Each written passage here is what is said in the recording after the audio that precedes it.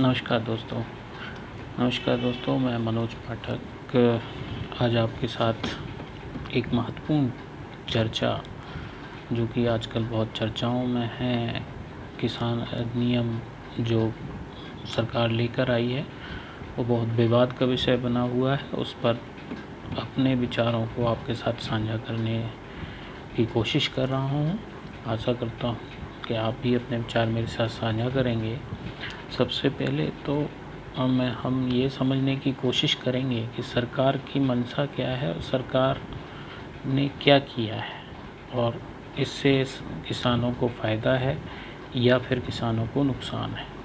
चूँकि मैं भी एक किसान का बेटा हूँ, इसलिए मुझे लगा कि इस पर मुझे भी चर्चा करनी चाहिए, इसलिए मैं आज आपके साथ इस वीडियो को लेकर आया हूँ। सबसे पहले तो मैं आपको बताना चाहता हूँ कि 5 जून को सरकार कुछ ऑर्डिनेंस लेके आई थी। उन ऑर्डिनेंसों को सरकार ने किसान के हक या किसान के हित के लिए बताया था और उन्हीं ऑर्डिनेंसों को बिल के रूप में सितंबर में सरकार ने पास कराया है, चूँकि तभी से विवाद का विषय बने हुए थे। अब विवाद चूँकि बिल पास हो गए हैं, राज्यसभा और लोकसभा दोनों में पारित हो चुके हैं। राज्यसभा में बहुत ही चर्चा हुई क्योंकि विवाद बढ़ा हुआ है और आज पंजाब और हरियाणा के किसान इन बिलों का विरोध ज़्यादा कर रहे हैं। वो भी हम समझने की कोशिश करेंगे कि बाकी राज्यों में विरोध क्यों नहीं हो रहा है और पंजाब और हरियाणा में ही विरोध ज़्यादा क्यों हो रहा है। सबसे पहले तो हम समझने की कोशिश करते हैं कि आखिर सरकार जो 3 बिल लेकर आई है, उन 3 बिलों से सरकार क्या करना चाहती है। तो सरकार जो 3 बिल लेकर आई है उसमें सबसे महत्वपूर्ण बिल जो कि किसानों के हित में और अच्छा, मेरे विचारों से भी बहुत अच्छा बिल है, वो है farmer empowerment and protection agreement on price assurance and farm services bill. इस बिल के माध्यम से सरकार का जो मूल उद्देश्य है वो है किसान को अपनी फसल बेचने के लिए मार्केट में अधिक से अधिक क्रेता जनरेट करना। यानी कि अगर किसान अपने माल को बेचने जाता है, अपने उत्पाद को बेचने जाता है, तो उसे मार्केट में व्यापारी एक से ज़्यादा मिलें, जितने ज़्यादा हो सकते हैं उतने मिलें। और यानी कि इसको अगर हम हिंदी में सामान्य भाषा में कहें तो मूल्य आश्वासन और बंदोबस्त सुरक्षा समझौता, यानी कि एग्रीमेंट जो है, इसमें किसान को एक सहूलियत दी गई है कि वो अपनी फसल के उत्पादन से पहले ही उसको बेचने का एग्रीमेंट किसी कंपनी कॉरपोरेट के साथ कर सकता है। क्या होता है कि किसान आज की अगर हम मौजूदा व्यवस्था की बात करें तो मौजूदा में किसान के पास 2 व्यवस्थाएं हैं। एक तो वो अपने उत्पाद को मंडी में ले जाकर बेचता है और दूसरा सरकार कांटे लगाती है जिसमें आपको एमएसपी पर सरकार परचेज़ करती है। यानी कि या वो जो सरकार अपने एमएसपी परचेज़ करने के लिए कांटे लगाती है, उसमें सरकार के द्वारा निर्धारित किया गया एमएसपी मूल्य उस पर विक्रय होता है तथा मंडियों में मार्केट प्राइस पर विक्रय होता है। जहां पर सरकार ने मौजूदा व्यवस्था में मंडियों में व्यवस्था बना रखी है कि सरकार जो किसान है वो मंडियों में अपना उत्पाद लेकर जाएगा और वहाँ पर जिनको आप बोलते हैं आज के समय में कमीशन एजेंट या फिर जिनका आड़तिया, जिनको आड़त बोलते हैं, वो मंडी में होते हैं जो कि सरकार के नियम के अनुसार 2.5% कमीशन पर मार्केट प्राइस पर आपका मूल्य खरीदते हैं। उनको 2.5% कमीशन मिलता है और वो अपना माल उसके अकॉर्डिंग फिर बेचते हैं, लेकिन वो बहुत नीचे खरीदते हैं। मार्केट में वो 10 व्यापारी मिलकर आते हैं, उन्हें सरकार ने लाइसेंस दिया हुआ होता है और सरकार वो किसान से माल खरीद कर फिर उसको बेच देते हैं। तो जिससे कि कमीशन खोरी बढ़ती जा रही है, किसान को लूटा जाता है। सरकार व्यापारी जो आड़त होते हैं वो आपस में मिलकर साँठ-गाँठ करके आते हैं और किसान के उत्पाद का मूल्य कम लगाते हैं और उसको खरीद कर अपना मुनाफा बढ़ाते हैं। दूसरा, सरकार एमएसपी पर एक कांटे लगाती है, जगह जगह व्यवस्था करती है, सरकार खुद परचेज़ करती है और सरकार उस परचेज़ करके जो कि अपने भंडारण गृह में बनाती है उस माल को सरकार आप किसान से अधिक मूल्य पर परचेज़ करती है और फिर अपने राशन कार्डों में जो 2 रुपये गरीब लोगों को वितरण करती है में उसका उपयोग किया जाता है। यानी सरकार आपसे किसान से खरीद कर गरीबों में वितरण करती है। अब सरकार ने एक और नई व्यवस्था बना दी है कि किसान चाहे तो कंपनियों से समझौता कर ले। उत्पादन से पहले ही किसान की चूँकि कोई ऐसी अर्जेंसी नहीं होती है, जो किसान अगर उत्पाद कर लेता है, फसल एक बार खेत पर आ जाती है, कट जाती है, तो किसान को उसको तुरंत बेचना होता है, क्योंकि किसान ने बहुत लागत लगाई हुई होती है और किसान उस हालत में नहीं होता है कि उसको रोक सके या उस उत्पाद को वो अच्छे मूल्य तक इंतज़ार करे कि जब मार्केट में अच्छा मूल्य आए तभी बेचे। तो इसलिए सरकार ने व्यवस्था की है कि कोई भी कंपनी आती है और बड़े एरिया में, चूँकि जब वहाँ कंपनी आएंगी तो उस पूरे इलाके में कंपनी एक एग्रीमेंट करेंगी सारे किसानों से कि हम आपका माल अगर आप चाहें तो ये फसल इस एरिया में उगाइए, हम परचेज़ करेंगे, इस प्राइस पर परचेज़ करेंगे। यानी किसान और कंपनी के बीच में एक एग्रीमेंट होगा, उत्पाद का एग्रीमेंट होगा, ज़मीन का एग्रीमेंट नहीं होगा। ज़मीन का मालिकाना हक किसान के पास ही रहेगा। उत्पाद का एग्रीमेंट होगा जो कि किसान और उस कंपनी के बीच में होगा तथा मंडी के अधिकारियों के द्वारा वो एग्रीमेंट कराया जाएगा, जिसमें मंडी के अधिकारी मौजूद रहेंगे। वो आपको वो एग्रीमेंट करेंगे कि और उसमें एक मूल्य निर्धारित किया जाएगा कि आप इस फसल को उगाते हैं तो इस एरिए की जो भी इस एग्रीमेंट में किसान हैं उन सब की फसल वो कंपनी इस रेट पर परचेज़ करेगी।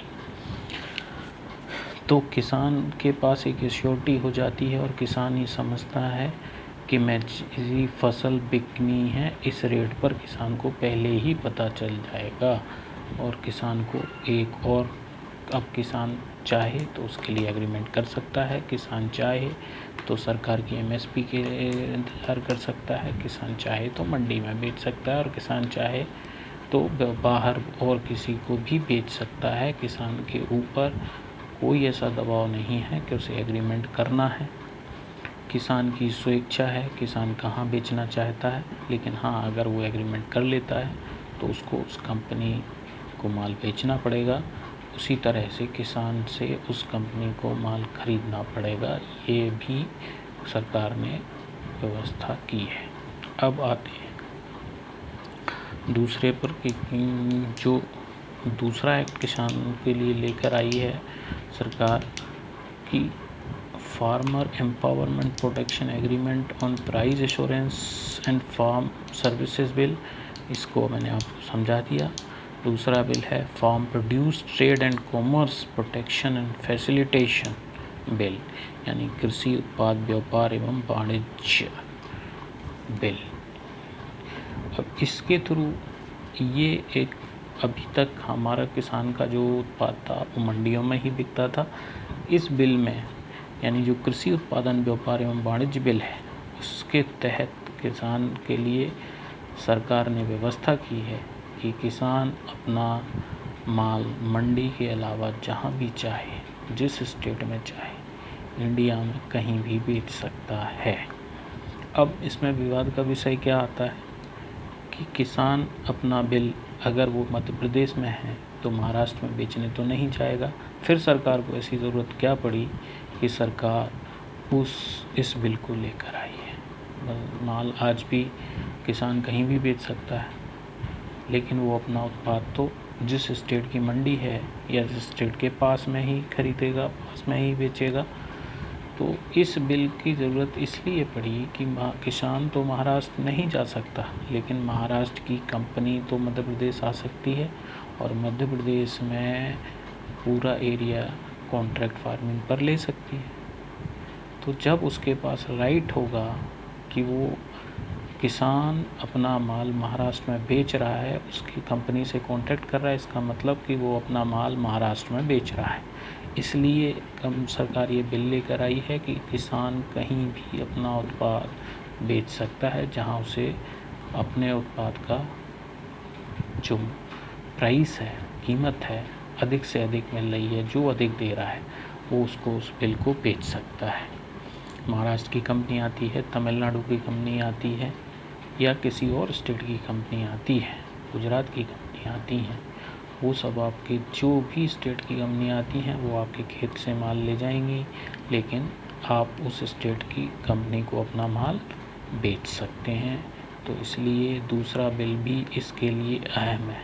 और एक तीसरा बिल जो कि सरकार लेकर आई है, एसेंशियल कम्युनिटी एक्ट अमेंडमेंट 2020।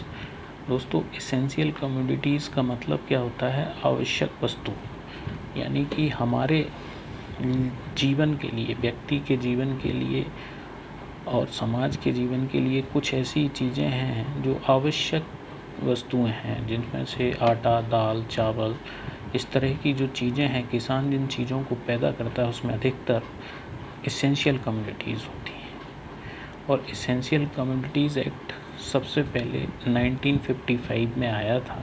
इसकी आवश्यकता इसलिए पड़ी थी ताकि कोई व्यापारी, उस समय क्या व्यवस्था थी कि कोई भी व्यापारी इस माल को खरीद सकता था। किसान के पास पैसे अधिक नहीं होते थे, वो अपने पास स्टोर कर लेते थे और अपने पास स्टोर करके मार्केट में अपने मनचाहे दाम में बेच सकते थे। तो इसलिए एसेंशियल कम्युनिटी एक्ट आया था 1955 में कि आप उस माल को एक सीमित क्वांटिटी में ही स्टोर कर सकते हैं, अथवा आप उस माल को स्टोर नहीं कर सकते हैं।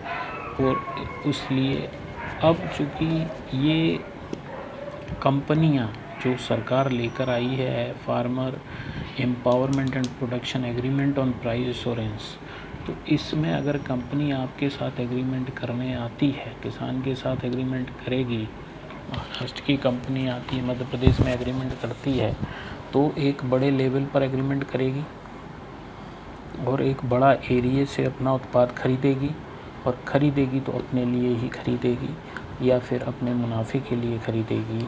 तो वो उस उत्पाद को उसे स्टोर करना पड़ेगा, तभी उसको फ़ायदा होगा। वो मान लीजिए एक चिप्स की कंपनी आती है, आलू उत्पाद खरीदती है और वो आलूओं के उत्पाद को खरीद ले जाती है आपके यहाँ से, तो उसे स्टोर कहीं करना पड़ेगा। लेकिन उसमें दिक्कत क्या थी कि एसेंशियल कम्युनिटीज़ एक्ट के अकॉर्डिंग वो उस चीज़ के उत्पाद को स्टोर नहीं कर सकती अगर वो एसेंशियल कम्युनिटीज़ में आती है। तो इसलिए सरकार ने जिस इन चीज़ों को एसेंशियल कम्युनिटीज़ लिस्ट से निकाल दिया है, एसेंशियल कम्युनिटीज़ लिस्ट में इनको नहीं रखा गया है, ताकि किसान के आय बढ़ाने के लिए अगर कंपनियां पैसा ज़्यादा दे रही हैं तो वो अपने मुनाफे के लिए भी कुछ काम कर सकें। तो मुझे आज तक ये समझ में नहीं आ रहा है कि आखिर किसान इस चीज़ का विरोध क्यों कर रहा है और राजनेताओं के हाथों में क्यों खेल रहा है। हाँ, अब इसमें विवाद क्या है? विवाद ये है कि किसान कह रहे हैं कि एमएसपी ख़त्म हो जाएगी। सरकार की जो मंशा है कि एमएसपी को ख़त्म कर देना, तो आज भी ऐसा कोई नियम नहीं है जिसमें सरकार को एमएसपी डिक्लेयर करना आवश्यक है। एमएसपी का जो सिस्टम है वो मैं आपको बता देता हूँ। एमएसपी डिक्लेयर करती है सीएसीपी, यानी कि commission of actual cost price, जो कि एफसीआई के अंडर में आता है। तो सरकार इसके द्वारा आपका एमएसपी डिक्लेयर करती है और परचेज़ करती है। तो कंपनी से, सरकार से कोई यहाँ पर लेना देना नहीं है। सरकार आज भी गरीबों को डिस्ट्रीब्यूशन करती है और कल भी करेगी, जब तक कि वो उस डिस्ट्रीब्यूशन सिस्टम में है। सरकार को पर माल परचेज़ करना ही पड़ेगा। तो अगर किसान से माल परचेज़ करना है तो उसे एमएसपी डिक्लेयर करनी पड़ेगी। एमएसपी के थ्रू वो माल परचेज़ करेगी, तभी वो अपने डिस्ट्रीब्यूशन में लगाएगी और आगे लोगों को वितरित करेगी। तो एमएसपी ख़त्म नहीं हो, जैसा कि हमारे प्रधानमंत्री ने भी कहा है कि एमएसपी सिस्टम रहेगा, तो एमएसपी सिस्टम रहेगा। एमएसपी सिस्टम ख़त्म नहीं होने जा रहा है। और ये तीनों बिल की अपने आप में एक दूसरे से जुड़े हुए हैं। जहाँ तक मेरी समझ में आया है, ये बिल किसान को कहीं भी नुकसान नहीं पहुँचाते हैं, ना तो किसान की ज़मीन का मालिकाना हक छीनते हैं, क्योंकि इसमें जो एग्रीमेंट होता है वो सिर्फ उत्पाद का एग्रीमेंट होता है। किसी भी तरह की लीज़ या फिर परचेज़ एग्रीमेंट इसमें शामिल नहीं है। उत्पाद का एग्रीमेंट तो आपका मालिकाना हक भी नहीं छीना जाता है, एमएसपी से डिस्टर्ब नहीं होती, क्योंकि वो एक सेपरेट चीज़ है, वो अलग से सरकार निर्धारण करती है। सरकार उसका निर्धारण, और सरकारों को चुनाव जीतना है तो एमएसपी देनी पड़ेगी। हर सरकार आएगी, जिस तरह से आरक्षण नहीं हटा पा रही है उस तरह से एमएसपी भी नहीं हटा पाएगी। तो आप इस चीज़ से, और ये मुझे समझ से इस तरह के कोई भी बिल आपको एमएसपी से नहीं हटा पाएंगे, ना किसी किसान को इससे नुकसान होगा। तो दोस्तों, मेरे हिसाब से ये बिल, जहाँ तक मैं समझ पाया हूँ, किसान के हित में है। फिर भी आपको अगर लगता है कि ये किसान के हित में नहीं है तो आप अपने विचार मेरे से साझा कर सकते हैं। मैं और भी आपके साथ अपने विचारों को साझा करूँगा डिटेल्ड में। धन्यवाद।